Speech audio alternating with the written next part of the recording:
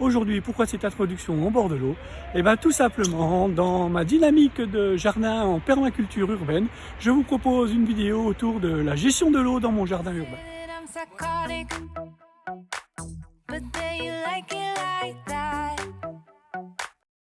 Eddy de la chaîne Permaculture Urbaine, la chaîne pour ceux qui osent se lancer dans la permaculture, dans le jardin bio et dans les constructions d'ail, notamment en ville, mais pas que. Sans plus attendre, je vous propose de découvrir ce que j'ai mis en place pour récupérer l'eau dans les principes de permaculture que je vais vous repréciser dans cette vidéo. S'intéresser à la permaculture, c'est s'intéresser aussi aux éléments, notamment à l'eau. Nous avons l'avantage d'être sur Dijon avec un joli petit lopin de terre. La problématique qu'il y a, c'est la récupération d'eau de pluie. J'ai un petit toit ici, mais voilà, il se trouve que cet accès à l'eau fait partie des communs. Et donc, du coup, c'est pas évident de pouvoir récupérer et conserver l'eau pour soi. Après, nous avons le toit, effectivement. Le toit nous permet de récupérer de l'eau de pluie, mais la problématique, comme vous pouvez le voir, c'est que la gouttière descend chez nos voisins. Alors on n'a pas de souci pour pouvoir éventuellement récupérer de l'eau, mais bon, ça m'oblige à passer dans son jardin systématiquement dès que j'ai des besoins, et c'est pas forcément ce qui m'intéresse le plus. Donc, vous l'avez compris, une des problématiques de notre jardin est comment faire pour récupérer l'eau de pluie. Alors, j'ai construit une pergola. Je vais vous la montrer depuis l'étage. Cette pergola a été construite dans la logique et les objectifs de la permaculture, notamment un élément remplit plusieurs fonctions et une fonction remplit plusieurs éléments.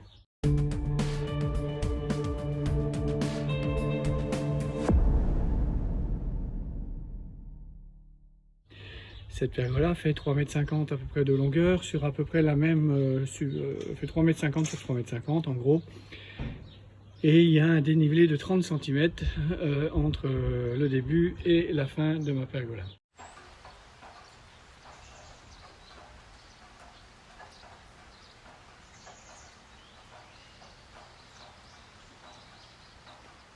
Ce qui me permet de pouvoir, vous l'avez bien compris, récupérer un maximum de pluie sur une surface assez grande.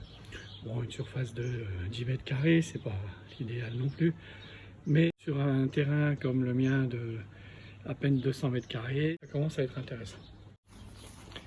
Comment cela fonctionne? Eh bien c'est très simple, me direz-vous. Comme tout système de récupération d'eau de pluie, une gouttière récupère de l'eau et j'ai enfin pu récupérer un bac de 1000 m3 qu'il me fallait quand même malgré tout essayer de camoufler dans mon paysage urbain un petit peu chaotique, donc qui se retrouve là-bas. Alors ça a un double avantage. Le premier, c'est que ça m'a permis de reconstruire un petit bac ici qui me permet de faire 2-3 petits plants de culture régulièrement.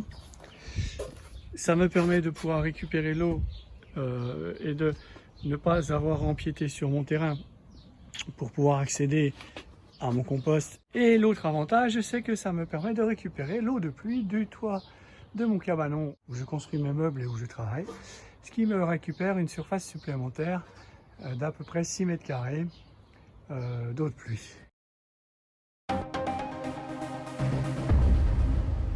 J'ai installé ça début mars, nous sommes mi-mai et je suis à plus de la moitié de mon bac réservoir de récupération avec cette simple système de récupération, voilà, qui est on ne peut plus basique.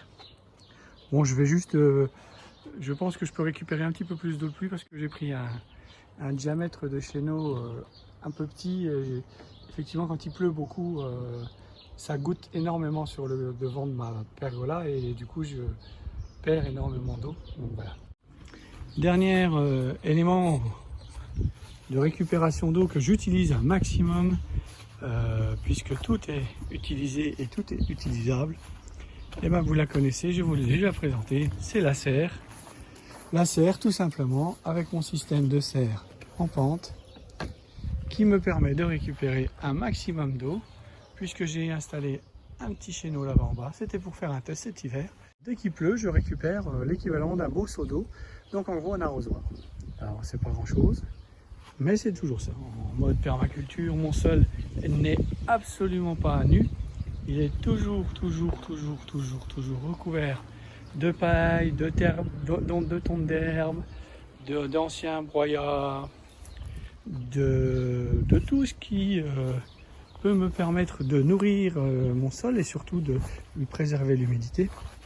Alors un exemple, aujourd'hui vous voyez qu'on a un soleil magnifique.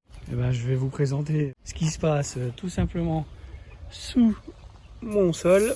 Ben, regardez, voilà ma terre, absolument pas sèche, toute humide, qui conserve cette belle fraîcheur nécessaire aux plantations. Un exemple, celui-ci que j'ai déplacé et que je n'ai absolument pas recouvert. Vous vous apercevez que malgré tout, il reste encore assez frais, mais il s'assèche très vite. Dernier point sur la récupération d'eau, j'en ai déjà parlé. Le poulailler c'est un poulailler que j'ai conçu en pente, de manière à pouvoir ici, une fois que j'aurai terminé l'intégralité du poulailler, mettre en place un chéneau qui permettra de faire descendre de l'eau directement au poulailler, de permettre aux poules d'avoir de l'eau de pluie et de l'eau en direct, j'irais presque H24, de manière à pouvoir permettre aux poules de s'abreuver quasi tous les jours. Parfois, si j'oublie, je sais qu'elles auront quand même malgré tout de l'eau.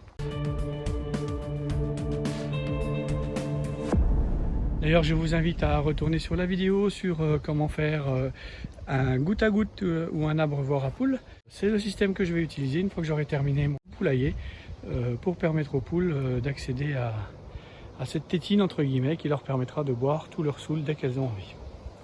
C'était une vidéo permaculture urbaine et c'était aussi une vidéo pour vous expliquer dans ma logique permaculture comment faire pour récupérer l'eau, ne pas la gaspiller, permettre à mon jardin d'évoluer le plus sereinement possible et de manière résiliente. À bientôt les amis sur cette chaîne de découverte, de tests et d'expérimentation de la permaculture en ligne.